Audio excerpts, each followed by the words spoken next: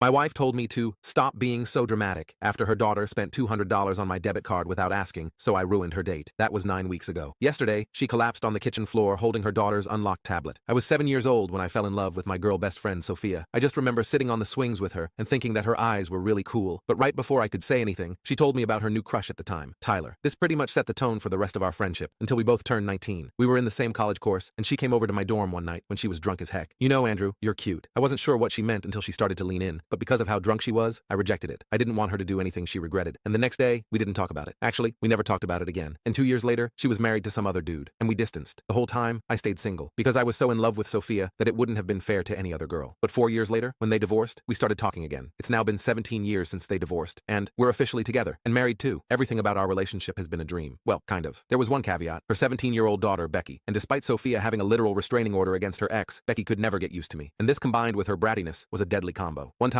she asked to borrow my debit card to pay for a school trip. And from the parenting books, I learned that trusting your kids is essential for a good relationship. So I ignored my instincts and let her. But then I got the phone notification. She had spent over $200 on Zara. I didn't want to overstep, so I went to Sophia first, instead of Becky. She probably thought she had your permission. Don't be dramatic. Well, I didn't care about being right or powerful. I just wanted our family to be happy, so I automatically agreed with her. But then, not even 2 weeks later, Sophia ripped my heart out of my chest and crapped all over it. I let her borrow my work laptop so she could play music while she got ready for school. I told her to make sure not to download anything, because if I got any viruses, I would be screwed. She smiled and even gave me a hug, and I thought we were actually getting somewhere. I was in the car on the way to work when I got stuck in traffic. F it, I thought to myself. May as well review the project I'm presenting today. But as I took it out, the screen glitched, froze, and went completely black. Turns out, she'd downloaded some sketchy music app that installed malware, wiped half my files, and corrupted the entire presentation folder. The folder I had been working on for the last 6 months, the one that determines whether or not I get a promotion, the one that the CEO, VP, and president of the company was going to watch. I damn near almost cried. Luckily, I had a pretty good company reputation, so they believed me and let me off the hook. I waited till I got home to bring it up to Sophia. I started off by telling her I didn't get my promotion, and her face automatically fell. Oh baby, it's okay. There'll be other chances, and it's because of Becky. I interrupted her consolation. She immediately wiped the look of sadness from her face, and we spent the next 10 minutes arguing about whether or not she had meant to do it. In the end, I conceded. I felt so fed up that I didn't even bring it up to Becky. Instead, she brought it up to me. It was the following morning, and she came into my bedroom. Hey, Mom told me what happened. I'm sorry, she said, voice shaking. My face immediately lit up. Hey, it's okay. These things happen. The most important thing is that we own up to our mistakes and apologize. I didn't know it at the time, but the worst was yet to come, because that's when she asked me to borrow my car for an outdoor movie night in the local park. Again, I thought about the parenting books and agreed. Thank you, Dad. Thank you. And she gave me a big hug. It was the first time she had called me Dad. I smiled for so long my cheekbones started hurting. That evening, I was going to surprise her with a McDonald's meal I had ordered for her. But just as I was about to walk into her room, I heard her on the phone with her friend. I swear parents are the dumbest people alive. My stepdad actually thinks I like him. Like, I want your car, not you. I dropped the bag of McDonald's right on the floor. I was so hurt that my heart felt like it was burning up. I knew if I thought about it any longer, I would do something I'd regret. So I just went to bed. But the next day, I had my little petty revenge plan set into place. I called my buddy whose job it is to tow cars, and everything was going according to plan. Long story short, my car was brought to the auto repair shop. But when I looked inside the car, it wasn't just Becky in the back seat, because apparently she was on a date that I had just ruined. When I saw the look of embarrassment mixed with shock on her face, I couldn't help but laugh. But she wasn't laughing. I saw a flicker of anger in her eyes. Ooh, big and scary Becky. Like, what is she gonna do? Well, I soon found out just what she had up her sleeve. You're going to regret this, she muttered as she stormed past me, dragging her date along. I drove her home, the silence in the car so thick you could cut it with a knife. When we got home, she ran straight to Sophia, who was waiting at the door with her arms crossed. What the hell, Andrew? Sophia demanded. You had our daughter's car towed while she was on a date? What kind of power move is that? I tried explaining what happened. The McDonald's, the phone conversation I overheard, how Becky was only using me. Sophia's expression softened slightly, but she still thought my reaction was extreme. We'll talk to her together, she promised. But you can't pull stunts like this. She's a teenager. They say stupid things to their friends. That night, Becky refused to come out of her room for our family meeting. The next morning, she was eerily pleasant at breakfast, smiling sweetly and asking about my day ahead. Something about her sudden change in demeanor sent chills down my spine. This wasn't over. I went to work distracted, wondering what Becky might be planning. By lunchtime, I had a dozen missed calls from Sophia. When I finally reached her, she was hysterical. The school just called, she sobbed. Becky told her guidance counselor that you've been inappropriate with her. Andrew, they're launching an investigation. They've already called CPS. My blood ran cold. This wasn't some teenage prank. This was my life, my reputation, my freedom potentially on the line. All because I'd tried to teach a manipulative teenager a lesson about honesty. She's lying, I managed to say through the shock. You know she's lying, right? The pause before Sophia answered felt like an eternity. I want to believe you, she finally said. But why would she make something like this up? I felt like the air had been sucked out of my lungs. The car ride home was a blur. I kept replaying Sophia's words in my head. That hesitation before saying she believed me. Did she really think I was capable of something so vile? Did she not know me at all after all these years? The streets passed by in a haze as my mind raced through every interaction I'd ever had with Becky, searching desperately for anything that could have been misinterpreted. When I got home, Becky was sitting at the kitchen counter eating cereal like nothing had happened. Her eyes flicked up to me for just a second, and I swear I saw a tiny smirk before she looked back down at her phone. Sophia was pacing in the living room, her face tear-streaked and pale, her hands nervously twisting the hem of her sweater. What exactly did she say to the counselor? I asked Sophia, trying to keep my voice steady despite the growing knot in my stomach. Sophia glanced nervously toward Becky, who was pretending not to listen while obviously hanging on every word. "Let's talk in our room," she whispered, leading me down the hallway with tense shoulders. Once the bedroom door closed behind us, Sophia broke down. According to the school counselor, Becky had claimed I'd been making her uncomfortable with lingering hugs and walking in on her changing. Complete fabrications, but just vague enough to raise serious concerns without being immediately dismissible. The calculated nature of it chilled me to the core. "You know none of this is true, right?" I said, my voice cracking with emotion. "This is because I embarrassed her with the car. She told me I'd regret it. Those were her exact words, Sophia." Sophia rubbed her temples, her wedding ring catching the light as she did. "I want to believe you, Andrew. I do. But you have to admit, the timing of your car prank it looks bad, like you were trying to catch her in a compromising position." I couldn't believe what I was hearing. "Are you serious right now? I had no idea she was on a date, and even if I did, why would I? God, Sophia, you know me. After 10 years together, how can you even entertain the thought?" She wouldn't look me in the eye, focusing instead on a family photo on our dresser from happier times. "CPS is coming tomorrow for an initial assessment. They'll want to talk to all of us separately." That night, I slept on the couch, or tried to sleep anyway. Every creak of the house set my nerves on edge, each shadow making my heart race. The home that had always been my sanctuary now felt like hostile territory. Around 3 a.m., I heard footsteps and froze. Becky appeared in the doorway of the living room, just watching me. When she realized I was awake, she didn't even flinch. "You should have just let me have the car," she said flatly, her silhouette framed against the dim hallway light. "Becky, this has gone way too far," I whispered, sitting up. "Do you understand what you're doing? These kinds of accusations ruin lives. They destroy families. Is that what you want?" She shrugged, the casual gesture so at odds with the severity of the situation. "Maybe you should have thought about that before embarrassing me in front of Jake. He hasn't texted me back, you know. Probably thinks I'm a total loser with a psycho stepdad. So this is about a boy?" I couldn't keep the disbelief from my voice. "You're willing to destroy our family over a high school crush? The family we've built together for all these years? You're not my family," she said, and walked back to her room, leaving me alone with the crushing weight of her words. I barely made it through the CPS interview the next day. The caseworker, Patricia, was professional, but I could feel her scrutinizing every expression, every gesture, looking for signs of deception. Her pen hovered continuously over her notepad, ready to document any suspicious response. I told her everything, from my history with Sophia to the recent incidents with Becky. When I mentioned overhearing Becky's phone conversation about using me for my car, Patricia's expression never changed. "And you felt it was appropriate to retaliate against your stepdaughter by having her car towed while she was with a friend?" she asked, making notes in her leather-bound portfolio. "It wasn't retaliation," I insisted, leaning forward earnestly. "It was supposed to be a lesson about honesty. I had no idea she was with anyone. And it wasn't her car. It's my car that she borrowed. I was trying to parent, not punish." Patricia just nodded, her face carefully neutral. "Mr. Mitchell, has your relationship with Becky always been strained, or is this a recent development?" I explained how close we'd been when she was younger, how things changed in her teens, how I tried everything to connect with her, supporting her hobbies, attending every school event, even learning about her favorite bands just to have something to talk about. How this felt like the ultimate betrayal after years of trying to be a good stepfather. "And you've never behaved inappropriately toward her?" Patricia asked directly, her eyes locked on mine. "Never," I said, looking her straight in the eyes. "I would never harm Becky or any child in any way. The very suggestion makes me physically ill." After Patricia left, the house felt like a war zone. Sophia told me that Becky had doubled down on her story, adding new details about times I'd allegedly made comments about her appearance. It was like watching my life collapse in slow motion, helpless to stop the destruction. "I think you should stay with a friend for a few days," Sophia finally said that evening, her voice barely above a whisper. "Just until this gets sorted out." My heart shattered. "You're kicking me out of my own home, based on lies?" "I'm trying to protect everyone here," she said weakly, wrapping her arms around herself as if cold. "If you're innocent, this will all blow over." If I'm innocent?" I couldn't believe what I was hearing. "After everything we've been through,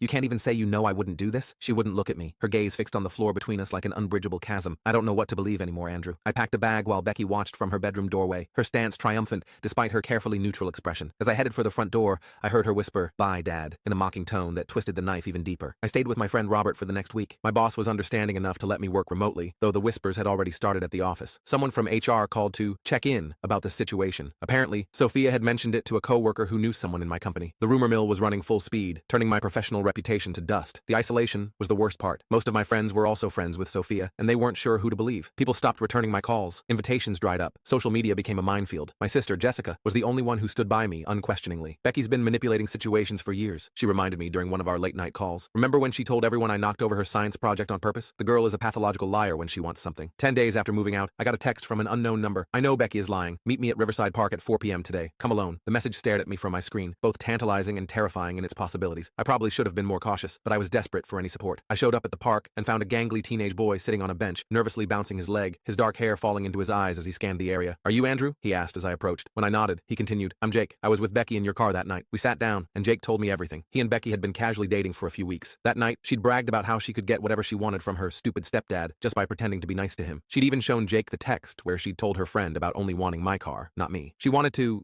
hook up in your car because she thought it would be funny, Jake admitted, looking uncomfortable, his cheeks flushing with embarrassment. "She kept saying stuff about how she was going to get your credit card info next, maybe order some stuff online. She laughed about how easy you were to manipulate." "So why are you telling me this?" I asked, suspicious that this might be another trap in an increasingly complex web of deception. Jake looked down, scuffing his sneaker against the pavement. "Because she's doing the same thing to me now. I broke things off after that night. The way she talked about you freaked me out. So she told everyone at school I forced myself on her in your car. Now nobody's talking to me, and the principal called my parents. I felt simultaneously vindicated and horrified. Do you have those texts she sent you about using me for my car? Jake nodded, already pulling out his phone. I saved everything. I was going to show the principal, but then I heard about what she's saying you did, and I got scared they'd think I was just trying to get back at her. We spent the next hour making a plan. Jake would forward me all the texts. I'd talk to Patricia from CPS and show her the evidence. Maybe, just maybe, this nightmare could end, and I could reclaim my life and reputation. What I didn't count on was Becky's ability to stay one step ahead. When I tried calling Patricia the next day, she informed me that Becky had already told them about Jake, casting him as a bitter ex who would say anything to hurt her. She'd even shed tears about how Jake was pressuring her to change her story about me. These text messages could have been fabricated, Patricia said when I forwarded Jake's evidence, her tone measured but skeptical. We see this kind of retaliation in cases like yours quite often. Cases like mine? I repeated, my grip tightening on the phone. You mean cases where innocent people are being set up by manipulative teenagers? Patricia's silence spoke volumes. In her mind, I was already guilty. Another predator claiming innocence despite damning evidence. That night, I hit rock bottom. I sat in Robert's guest room staring at old family photos on my phone. Becky's 10th birthday when she'd hugged me so tight after opening the art set I'd bought her. Christmas morning when she'd insisted I help her build the Lego set Santa brought. Where had that little girl gone? How had we ended up here? With her determined to destroy me and everything I loved? My phone buzzed with a text from Sophia. Need to talk. Can you come by tomorrow when Becky's at school? 10 a.m. The message glowed in the darkness, a tiny beacon of possible hope. I barely slept that night, alternating between hope that Sophia had finally seen through Becky's lies and fear that this was just another ambush. When I arrived at our house, no longer feeling like my home, Sophia looked terrible. Dark circles under her eyes, hair unwashed, wearing the same sweatshirt she'd had on when I left almost 2 weeks ago. I found something, she said, leading me to the kitchen table. She pushed a tablet toward me. Becky left this unlocked. It was open to Becky's Instagram direct messages with someone called Karma Queen 97. The messages went back months, detailing her plans to get rid of me. Apparently, she'd been telling her online friend about all her schemes, the debit card, the laptop virus, using me for my car. The latest messages were about the false accusations, with Karma Queen 97 coaching her on what to say to make her story more believable. There's more, Sophia said, swiping to a different conversation. She's been in contact with Mark. They've been planning for her to move in with him once she turns 18 next year. Mark, the ex with anger issues and a restraining order. The man who'd made Sophia fear for her safety. He was behind this? He's been feeding her lines about how I stole her real family from her, Sophia whispered, her voice trembling with emotion. Telling her that I betrayed them by marrying you, that I'm dead to him, that she's the only connection he has left to his real family. The puzzle pieces finally clicked together. Becky's sudden change when she hit her teens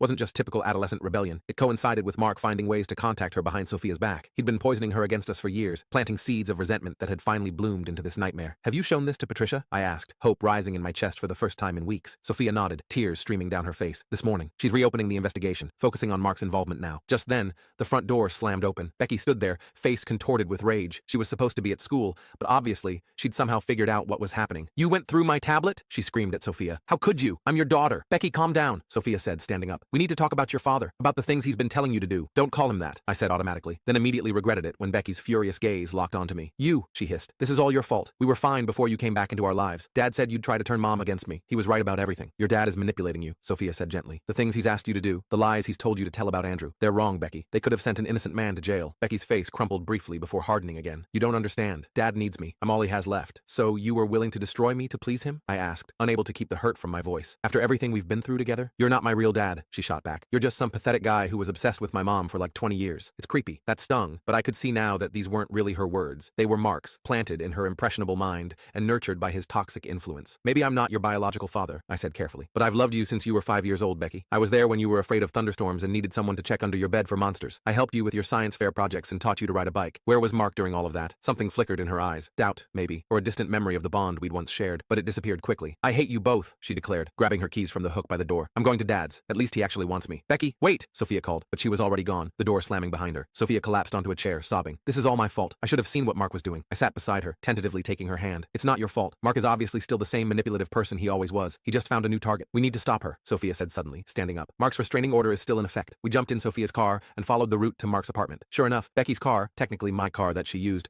was parked haphazardly in the visitor's spot. Sophia and I exchanged a nervous glance before approaching the building. We could hear the shouting before we even reached Mark's door. Becky's voice, high and panicked. You said they wouldn't find out. You promised. Mark's response was too muffled to make out, but his tone was angry. Sophia pounded on the door. Mark, open up. Becky, are you okay? The door flew open, revealing Mark, older and somehow smaller than I remembered, with bloodshot eyes and a day's worth of stubble. Behind him, Becky stood with her arms crossed, mascara streaking down her cheeks. Well, well, Mark sneered. If it isn't the happy couple. Becky, come on, Sophia said, ignoring him. We're going home. She's not going anywhere with you, Mark said, stepping in front of Becky. She finally sees you both for what you really are. I noticed Mark's hands shaking slightly, his pupils dilated. He was on something. The realization made my stomach clench with fear for Becky's safety. Mark, I said calmly, you're violating your restraining order right now. Sophia could call the police. Let's not make this situation worse. He laughed bitterly. Go ahead, call them. I'll tell them all about how you've been messing with my daughter. Who do you think they'll believe? They'll believe the evidence, Sophia said firmly. We have Becky's messages, Mark. We know you put her up to lying about Andrew. It's over. Mark's face contorted with rage. He lunged forward, grabbing Sophia's arm roughly. You think you can threaten me? me? In my own home? I reacted instinctively, shoving myself between them. Don't touch her, I warned. What happened next seemed to unfold in slow motion. Mark swung wildly at me, his fist grazing my jaw. I stumbled backward, bumping into a side table. A framed photo crashed to the floor, glass shattering. Stop it! Becky screamed, her voice breaking. Dad, stop! This isn't what you promised. Mark froze, turning to Becky with an expression I couldn't read. What are you talking about? I'm protecting you from them. No, you're not, Becky said, backing away from him. You told me if I got rid of Andrew,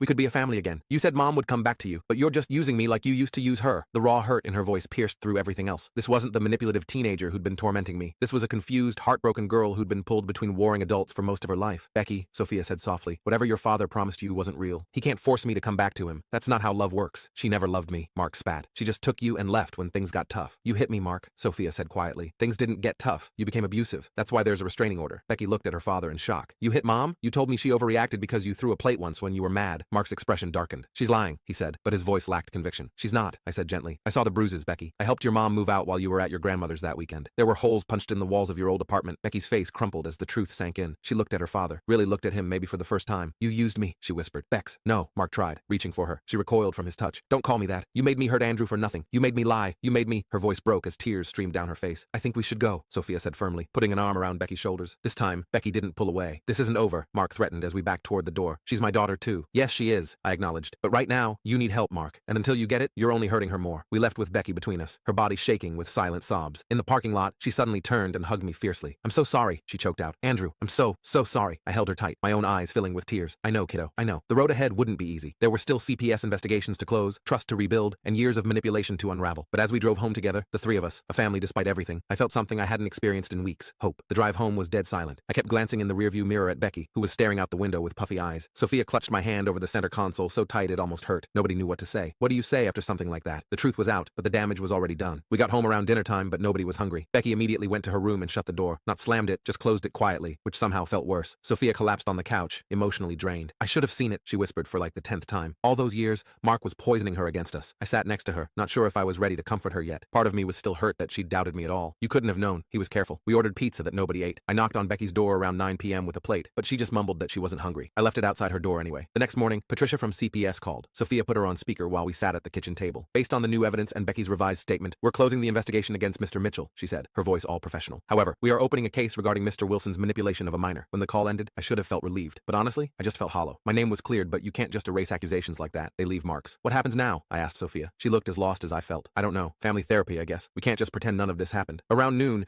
Becky finally emerged from her room looking like she hadn't slept at all. She stood awkwardly in the kitchen doorway, arms wrapped around herself. Can we talk? She asked, voice barely audible. We moved to the living room. Becky sat on the edge of the armchair, not looking at either of us. I don't expect you to forgive me, she started, her voice cracking. What I did was horrible. I believed Dad because I wanted to believe him. He said if I got rid of Andrew, we could be a real family again. Becky, Sophia began, but Becky cut her off. Please let me finish. I need to say this. She took a deep breath. I've been talking to Dad behind your back since I was 13. He found me on Instagram with a fake account. He told me Mom took me away for no reason, that she was the one who broke up our family by overreacting. My heart sank. All those years, all those changes in her behavior, it suddenly made sense. At first, it was just talking. Then last year, he started suggesting ways I could make Andrew look bad. Small stuff at first, like the debit card. He said if I could prove Andrew wasn't a good stepdad, maybe you'd see you made a mistake, Mom. Sophia was crying silently now. The laptop wasn't my idea, Becky continued, staring at the floor. Dad found the virus program. He told me exactly what to download. Then after the car thing, she swallowed hard. He said the only way to get rid of Andrew for good was to say he was inappropriate with me. He coached me on exactly what to say to the counselor. I felt sick to my stomach. Mark hadn't just manipulated Becky. He'd weaponized her. Why didn't you tell me your dad was contacting you? Sophia asked, her voice shaking. Becky finally looked up, tears streaming down her face. He made me promise not to. He said you'd just try to keep us apart again, that you'd brainwash me against him like you tried to do before. I noticed she'd started calling him Dad instead of Dad through this confession. Small progress. I need you both to know something, I said, finally finding my voice. What happened yesterday at Mark's apartment? That wasn't the first time I've seen him like that. The night your mom called me after they separated when I came over to help, Mark showed up drunk, pounding on the door, screaming that he'd kill me if I didn't leave. Your mom was terrified. Becky's eyes widened. He never told me that part. Of course he didn't, Sophia said gently. He never told you about the time he threw me against a wall because dinner was cold either, or the time he smashed all our dishes because I got home late from work. Becky started sobbing then, big gulping cries that shook her whole body. I wanted to comfort her, but I wasn't sure where we stood. Sophia moved to the arm of her chair and pulled her close. I'm so sorry, Becky kept repeating between sobs. I ruined everything. I took a deep breath. Not everything, but you did damage a lot of things that will take time to repair. That weekend we started family therapy with Dr. Thomas. At the first session,